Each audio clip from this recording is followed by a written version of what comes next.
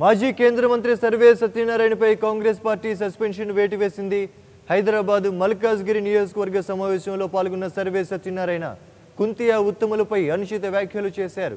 అలాగే సమావేశంలో టీపీసీసీ ప్రధాన కార్యదర్శి బొల్లు కిషన్పై వాటర్ బాటిల్ విసిరేసి సంబంధం లేని అంశాలు మాట్లాడుతూ పార్టీ నేతలు సర్వే నిందించారు. దీంతో పార్టీ అధిష్టానం ఆదేశాలతో సర్వే సత్యనారాయణను పార్టీ నుంచి సస్పెండ్ చేస్తున్నట్లు ప్రకటించింది క్రమశిక్షణ కమిటీ.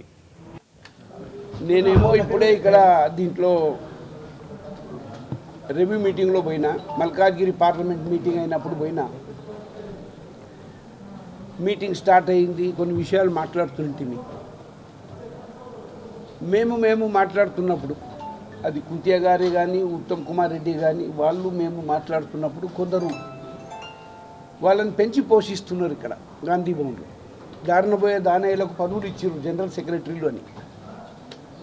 అట్లాంటి వాళ్ళకు పదవులు ఇచ్చి ఎవరైనా నిజం మాట్లాడితే వాళ్ళ మీదకి దాదాగిరి చేసి పోయేటట్లు చేసారు.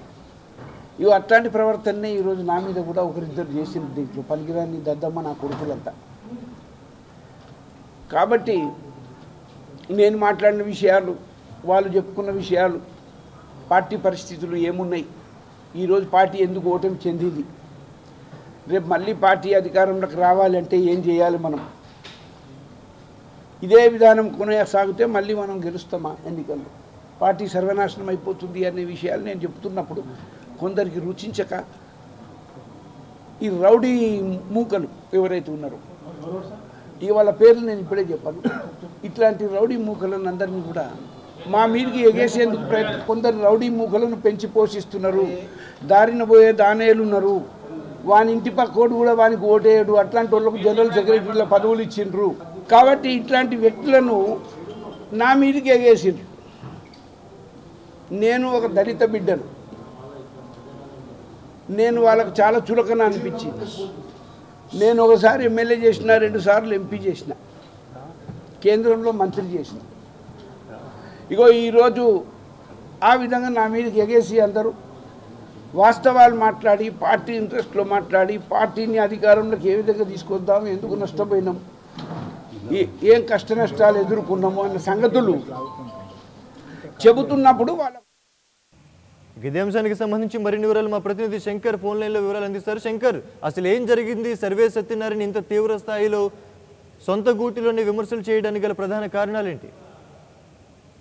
రాజశేఖర్, మాజీ కేంద్ర మంత్రి సర్వే సత్యనారాయణపై కొద్దిసేపటి క్రితం కాంగ్రెస్ పార్టీ సస్పెన్షన్ వేటు వేసింది. అయితే ఇటీవల కాలంలో కాంగ్రెస్ పార్టీ ఘోర ఓటమి పాలన అనంతరం సమీక్షా సమావేశాలు నిర్వహిస్తుంది. ఈ నేపథ్యంలో ఈ రోజు సమీక్షా సమావేశంలో ఏఐసిసి ప్రధాన కార్యదర్శి ఆర్సి కుంతియా, పిసిసి అధ్యక్షులు పైన అనుచిత వ్యాఖ్యలు చేశారన్న నేపథ్యంతో ఈ రోజు టీపీసీసీ ఆయన్ని పార్టీ నుంచి సస్పెండ్ చేస్తున్నట్టుగా కొద్దిసేపటి క్రితమే ఓ లేఖను విడుదల చేయడం జరిగింది. దీంతో ఒకసారిగా రసాబసాగా ఏర్పడింది గాంధీ భవన్ పరిసర ప్రాంతాలన్నీ కూడా. ఆ సమావేశంలో టీపీసీసీ ప్రధాన కార్యదర్శికి సంబంధించిన బొల్లు కిషన్ పై కూడా ఈ సందర్భంగా వాటర్ బాటిల్ తో దాడి చేశారని చెప్పేసి కూడా మరోవైపు ప్రధాన కార్యదర్శి బొల్లు కిషన్ కూడా ఆరోపించడం జరిగింది. సర్వే సత్యనారాయణకు కాంగ్రెస్ పార్టీలో అనేక సార్లు కేంద్ర మంత్రి పదవితో పాటుగా మంత్రి పదవితో పాటుగా ఎమ్మెల్యే పదవులు కూడా కట్టబెట్టాము.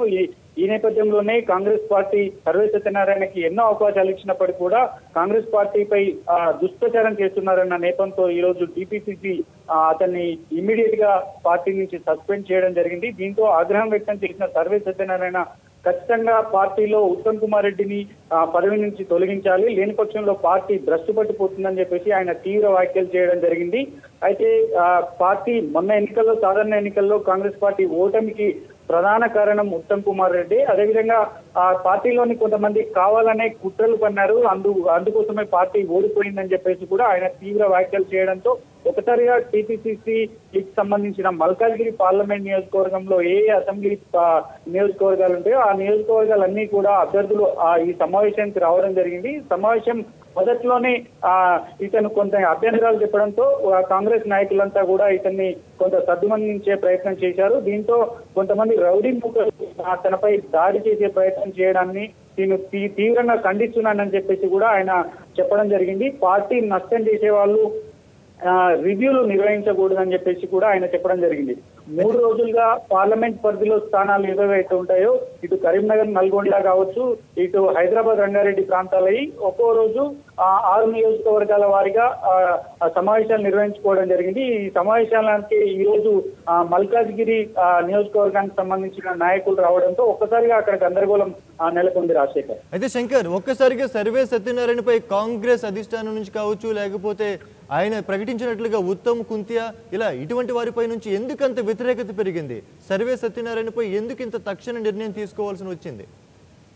అంటే ఖచ్చితంగా తెలంగాణ ఇచ్చిన పార్టీ కాంగ్రెస్ పార్టీ కాబట్టి ఖచ్చితంగా 2014లో అధికారంలో రానప్పటికీ 2018లో ఖచ్చితంగా కాంగ్రెస్ పార్టీ అధికారంలోకి వచ్చే దిశగా ఉన్న సమయంలో కొంత టికెట్ల విషయంలో గందరగోళ పరిస్థితి ఏర్పడడంతో పాటుగా కొన్ని టికెట్ల విషయాల్లో కూడా కొన్ని డబ్బులకు టికెట్లు అమ్ముకున్నారని కొన్ని తీవ్ర ఆరోపణలు కూడా చేయడం జరిగింది. కొంత ఎవరైతే పార్టీలో నిలబడ్డ అభ్యర్థులు ఎవరైతే ఉంటారో కొంత పార్టీ కొంత ఫండ్ కూడా ఇచ్చినప్పటికీ కూడా టీపీసీసీతో పాటుగా ఏఐసీసీ నాయకులంతా కూడా దాన్ని దుర్వినియోగం చేయడం జరిగింది. దీంతో ఆయన తీవ్ర అసంతృప్తిగా ఉండడం జరిగింది. కంటోన్మెంట్ నియోజకవర్గంలో ఖచ్చితంగా నాకు మొదట్లోనే టికెట్ అనౌన్స్ చేసి ఉండుంటే నేను ఖచ్చితంగా గెలిచేవాడిని అని చెప్పేసి ఆయన తీవ్ర ఆగ్రహం వ్యక్తం చేయడంతో పాటుగా ఉత్తమ్ కుమార్ రెడ్డి వల్లనే పార్టీ ఓడిపోయింది, ఖచ్చితంగా ఆయన పిసిసి చీఫ్ నుంచి తొలగించాలని చెప్పేసి కూడా ఆయన డిమాండ్ చేయడంతో ఒక్కసారిగా అక్కడ ఉన్న కాంగ్రెస్ ప్రధాన కార్యదర్శి బొల్లి కిషన్ తో పాటుగా ఏఐసీసీ వ్యవహారాల ఇన్ఛార్జ్ కుంతియా కూడా ఆయనపై మండిపోవడం జరిగింది. పార్టీకి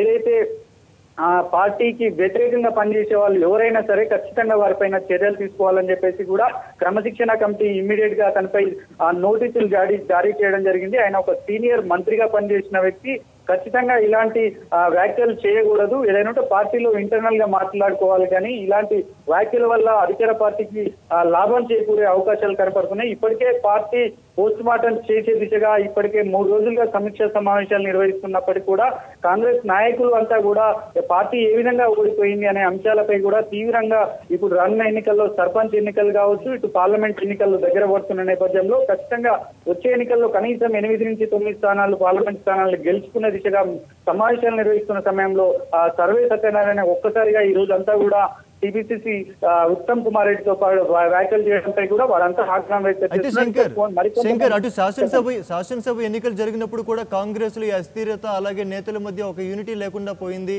మరి ఇప్పుడు ఇటు పంచాయతీ ఎన్నికలు కూడా వచ్చిన సందర్భాల్లో ఈ విధంగా కాంగ్రెస్ ఇటువంటి చీలికలు ఇటువంటి పరిస్థితులు ఉన్న నేపథ్యంలో కాంగ్రెస్ పరిస్థితి ఏ విధంగా ఉండే అవకాశం కనిపిస్తోంది? దీనికి సంబంధించి కాంగ్రెస్ అధిష్టానం ఏదైనా మీడియా ముందుకు వచ్చి మాట్లాడే ప్రయత్నం చేసిందా?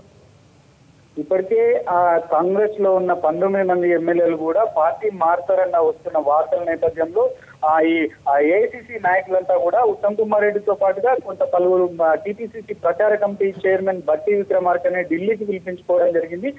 ఇప్పుడు టీఎల్పీ నేత విషయంలో కావచ్చు, పిఏసీ చైర్మన్ విషయంలో కావచ్చు, ఈ పదవులు ఎవరికి కట్టబెట్టాలి, పిసిసి చీఫ్ నుంచి ఉత్తమ్ కుమార్ రెడ్డిని తొలగించాలా ఉంచాలా అనే అంశాలపై కూడా పూర్తిగా ఢిల్లీలో రాహుల్ గాంధీ నేతృత్వంలో చర్చించినట్టుగా తెలుస్తుంది. ఇక ఏదైతే సాధారణ ఎన్నికల్లో కాంగ్రెస్ పార్టీ ఘోర పరాజయమైన నేపథ్యంలో ఇప్పటికైనా కళ్ళు తెరవాలని చెప్పేసి కొన్ని వర్గాలు ఏదైతే ఇప్పుడు రేవంత్ రెడ్డి వర్గం కావచ్చు, జానారెడ్డి వర్గం కావచ్చు, ఇటు సబితా రెడ్డి వర్గాలు కావచ్చు, కాంగ్రెస్ పార్టీలో చాలా వర్గాలు ఉన్నప్పటికీ కూడా ఎవరైతే పార్టీని ముందుకు తీసుకెళ్లే దిశగా ఉంటారో వాళ్ళకే పార్టీ పగ్గాలు అప్పచెప్పాలని చెప్పేసి కాంగ్రెస్ లోని ముఖ్య నాయకులంతా కూడా డిమాండ్ చేస్తున్న పరిస్థితి. ఇప్పుడు ఏదైతే త్వరగా ఇప్పటికే అధికార పార్టీకి 88 స్థానాలు వచ్చినప్పటికీ కూడా కాంగ్రెస్ పార్టీకి ఇప్పుడు తేలుకోలేని పరిస్థితిలో ఉంది. ఈ నేపథ్యంలోనే కొంత ఏదైతే గ్రామ పంచాయతీ ఎన్నికల్లో ఉంటాయో ఈ ఎన్నికలకు సంబంధించి రిజర్వేషన్ల విషయంలో కూడా ఇటు కావచ్చు, పొన్నాల లక్ష్మి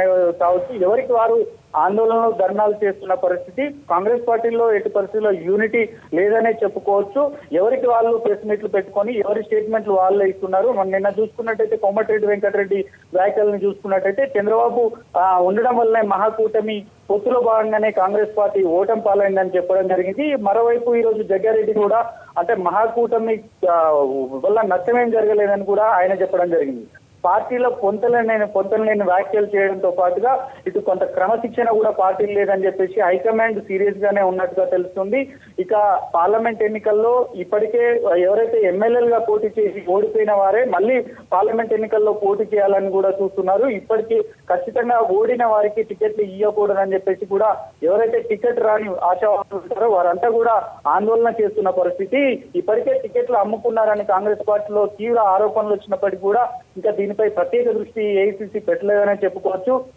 ఒక్కో రోజు ఒక్కో నేత కూడా సిఎల్పి ఎవరికి దక్కుతుందనే అంశాలపై కూడా ముందు పార్లమెంట్ ఎన్నికలు సర్పంచ్ ఎన్నికల విషయాలకు సంబంధించి పార్టీని ఏ విధంగా ముందుకు తీసుకోవాలనే అంశాలను పక్కన పెట్టి సిఎల్పి నేత గురించి చర్చిస్తున్నట్టుగా తెలుస్తుంది. ఇక 3 రోజుల నుంచి సమీక్షా సమావేశాల పేరుతో కాలయాపనని చేస్తున్నారు. ఈ సమీక్షా సమావేశాల వల్ల కూడా ఏమీ లాభం ఉండదని చెప్పేసి బహిరంగంగానే కాంగ్రెస్ నాయకులంతా కూడా చెప్తున్నారు. రాజశేఖర్, థ్యాంక్ యూ శంకర్, సమాచారం అందించినందుకు. For more updates, please subscribe 99 TV Telugu.